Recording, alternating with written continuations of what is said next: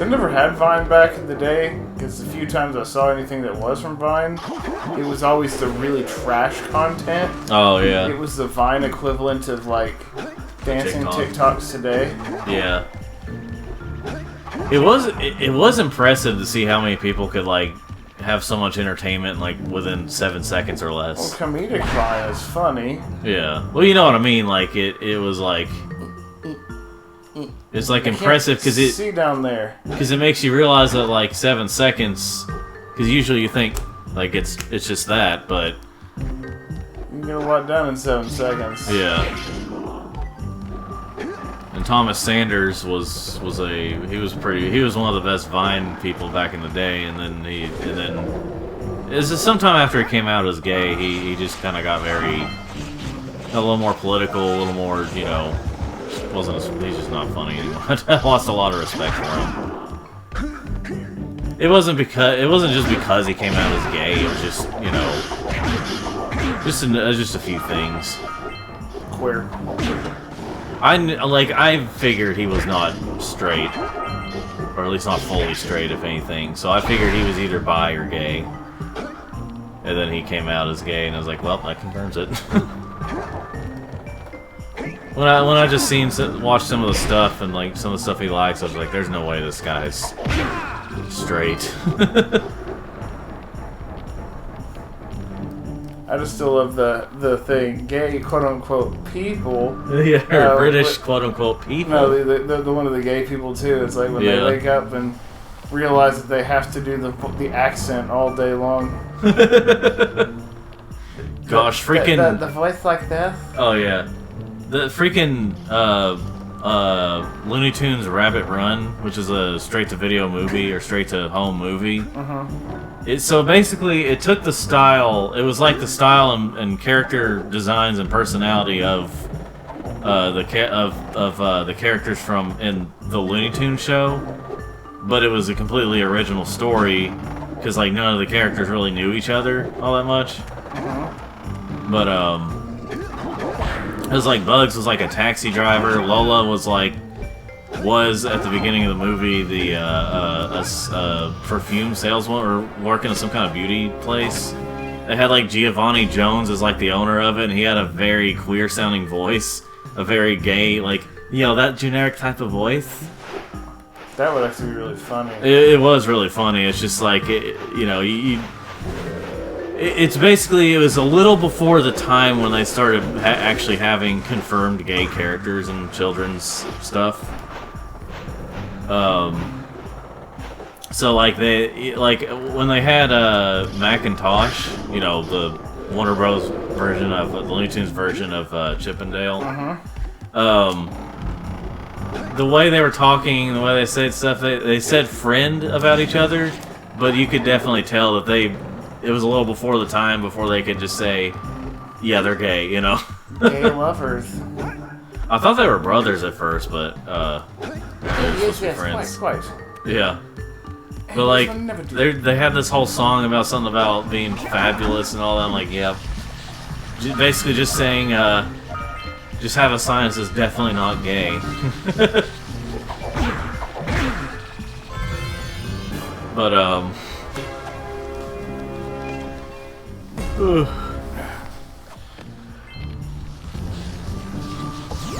Oh, and now the sign that says definitely not haunted. Yeah, this is kind of how I was feeling whenever I was like, just have a sign that says definitely not gay. But to show like, so thankfully Lola, despite being voiced by a different person in that movie, was she was still like the dumb blonde character that she was in she was basically one of the main characters, other than Bugs. Okay, what am I missing here? It's not the last Circular Glacier Troop, deactivate the Precursor blockers. Where have I not done that at? Did I get everything up here? I think unless you... maybe? Anyway,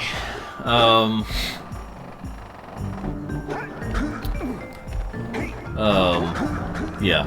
It was an alright movie. I always thought it's kind of like with Sonic Boom with me not being a good Sonic show, but it was a good show with Sonic characters. I thought the Looney Tunes show was not a good Looney Tunes show, but it was a good show with Looney Tunes characters in it. Was it the Looney Tunes show where with a butt paper? Yeah. I was gonna call it butt paper. Oh yeah. Daffy, please tell me you don't tell me you don't use toilet paper. I was gonna call it butt paper. Yeah.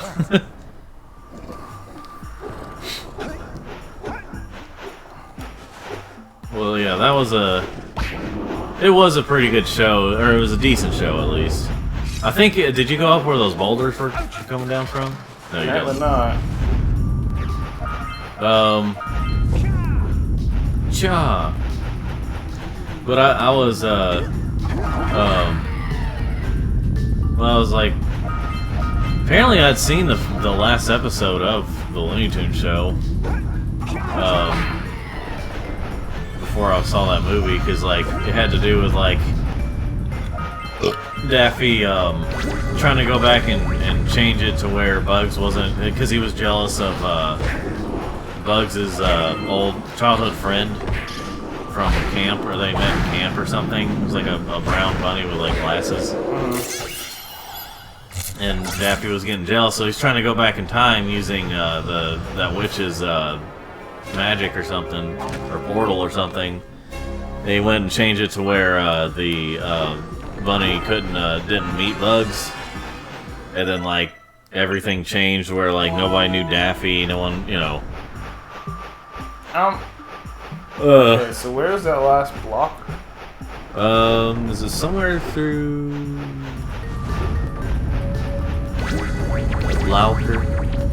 Rocket Launcher? Maybe somewhere down there, or up there, or over there. Oh yeah, here's my one of my newest songs. I was just playing at the beginning of one of my songs about Sonic from Suno AI.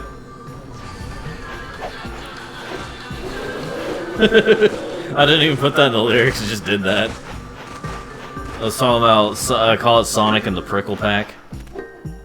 Because Sonic and the Prickle Pack. Because a group of hedgehogs is called a prickle. It's so dumb. I know. I actually learned that from the official Sonic thing. Ah, crap baskets. Oh, backtrap.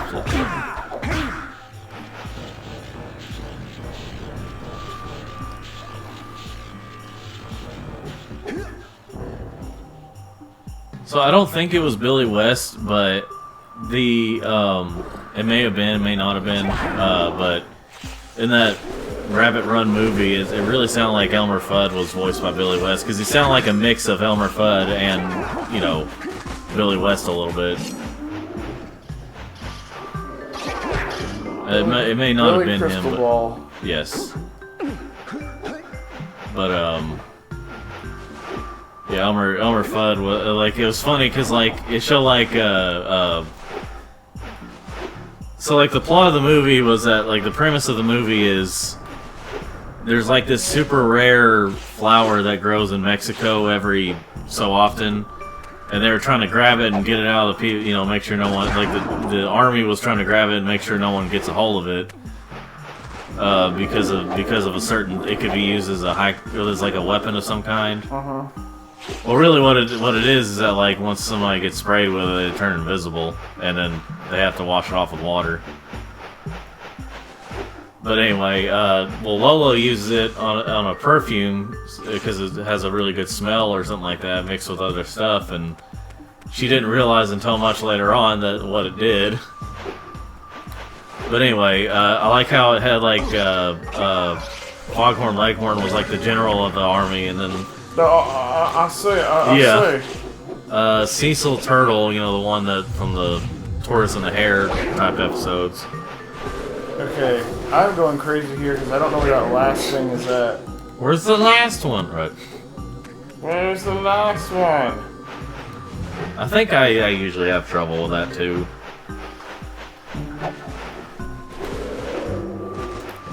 Sha-la-da-da-da-da, sha-la-da-da-da.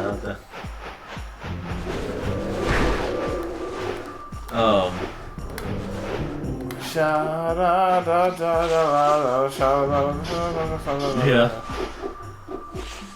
But yeah, some of the characters on there, like you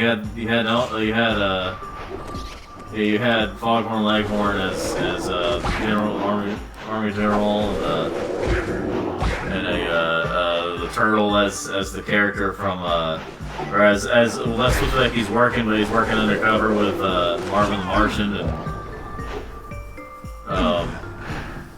and like getting paid from him, and like there's just all these plot points going on, but it is done in kind of a comedic way, and like Yosemite Sam is about to rob a bank, and then he ends up trying to go after Bugs and Lola because there's a price on them because they found out they had the flower. You'd have to see it. There's just a lot going on in the movie, but it's not done in like a. It's not done in like an extremely convoluted way, like the second Beetlejuice movie was. Same.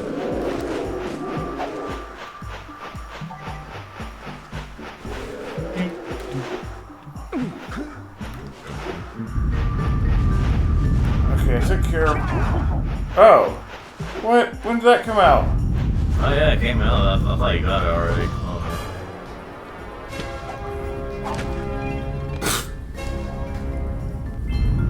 That's all for this area.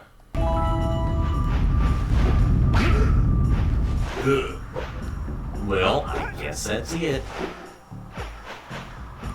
Now that I got the yellow ether vent open, I can go back and I can finish. Okay, so I gotta finish the spider caves. I gotta go back and get the one power cell from the thing on the speed on the floaty thing. I don't know what to call it. Yeah. And then final area. Finale area. Yeah.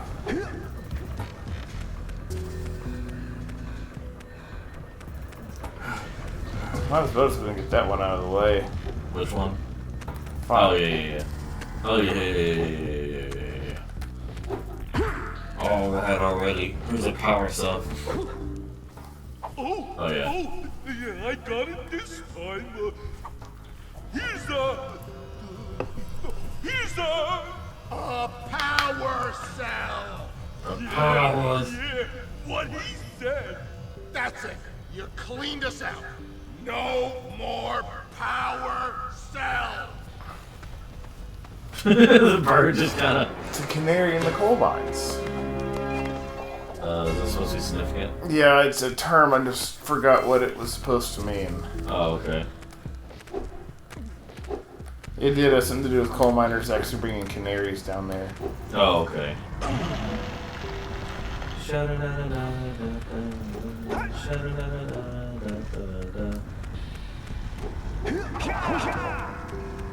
No, wait, where's the entrance back to...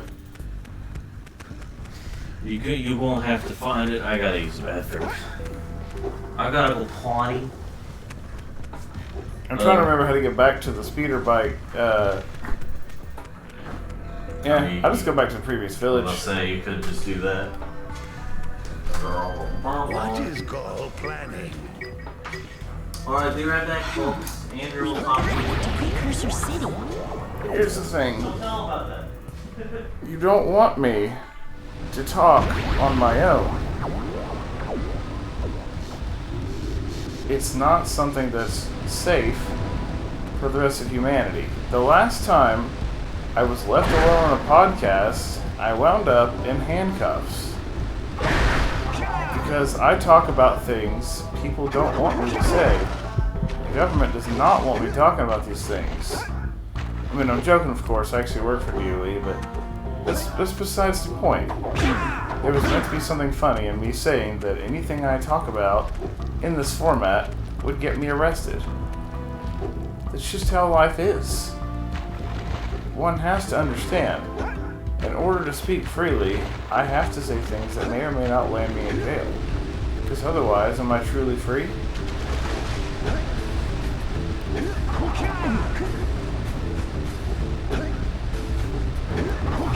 I wonder who first thought about double jumping in video games. Like, who said, this platform needs to be so high, I need them to jump twice.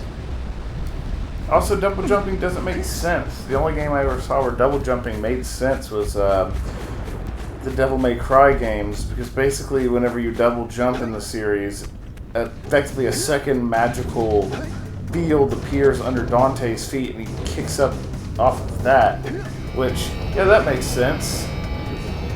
He's jumping off of something, so I get that. But like this, it doesn't make any sense.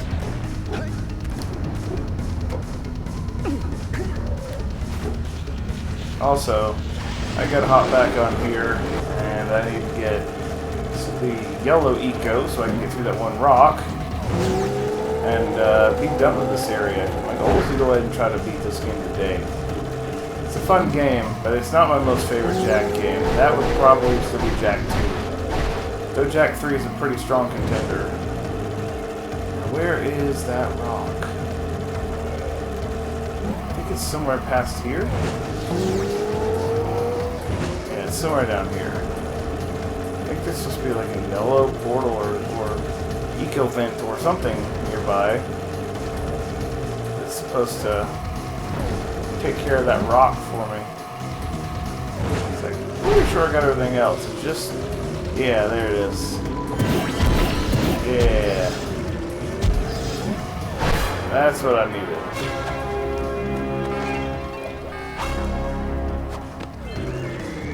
Is that... Okay, that's all those? Is it all these? Okay. Things are looking pretty good.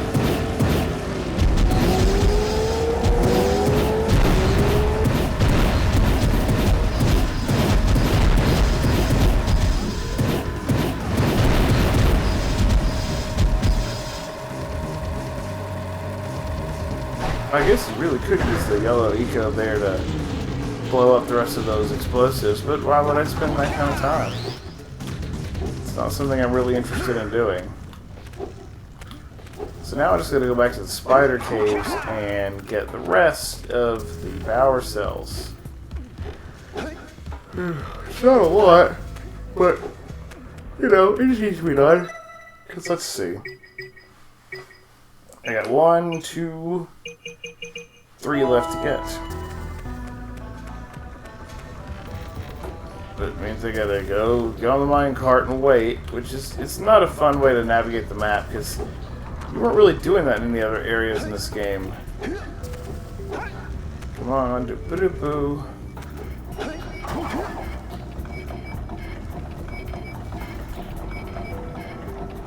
Also, why isn't Jak sweating? Like, it should be, like, really freaking hot in here, and you should have, you know, at least 1 tumbler of water, or a water bottle. Either like a Stanley cup, because those are popular right now, or friggin' hydro flask if you're gay, or a Yeti if you're a decent human being.